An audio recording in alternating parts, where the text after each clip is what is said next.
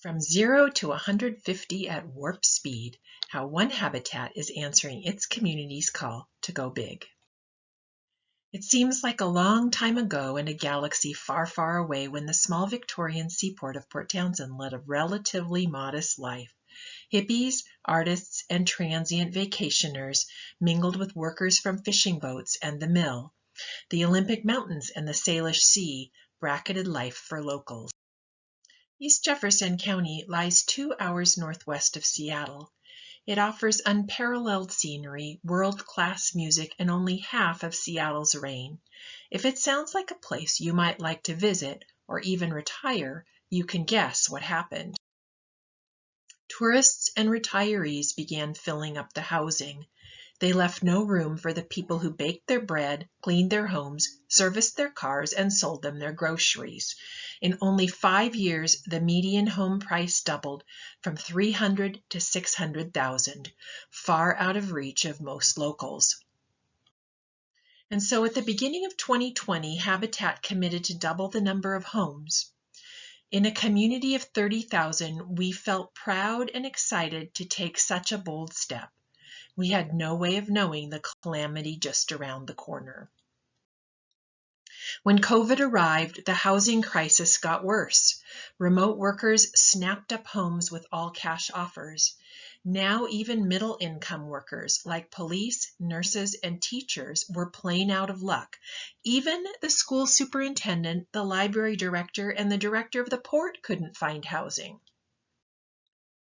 And then some people came to us and the local community foundation with an idea. I should say that these are creative, generous, out-of-the-box thinkers. Would Habitat consider something bigger? Bigger, we asked? Yes, they said, bigger.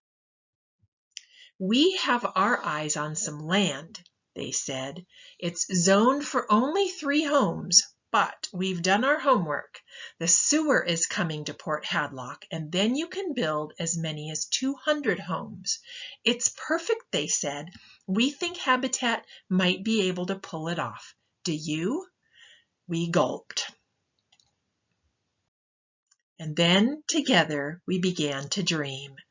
Just think what 150 or more homes could do for our small rural community. A permanently affordable neighborhood welcoming lower and middle income people with neighborly spaces, gardens, childcare, a school right next door, and no vacation homes. Permanent affordability was a driving inspiration. It's hard to build a healthy community when house prices are doubling. Habitat had already committed to a 99-year ground lease to keep property affordable. Now people urged us to extend the same commitment to middle-income households. We had only 5 months to decide to buy the property and 1,000 questions. Were there any problems with this old, abandoned airfield? Could the community support such a big venture? And could our little Habitat pull off something this big? We investigated mission fit. Does it bring people together? It does. Would it build homes, communities, and hope? It would. And we couldn't deny the need. Businesses can't expand and hire. The hospital can't hire people. First responders and police can't afford to live here. We investigated the sewer. After 20 years of trying, it looked like Port Hadlock would finally get a sewer. The county needed us to be successful. I've learned that you need enough stuff in the pipes to make a sewer work. They even offered us funding to help. We investigated support. We needed $5 million to buy the property and install the streets and utilities. The leader of Jefferson Community Foundation said, "Let's raise it all before you have to decide." We began sharing the vision. People were so excited, and in 3 months the community had come forward with almost all the funds. We investigated partners. We talked with neighbors, nonprofits, the hospital, and the school board. The primary school is right next door. The school board encouraged us to use their space for playgrounds, gardens, and childcare. Everyone we talked to said, "Please do this. We are with you."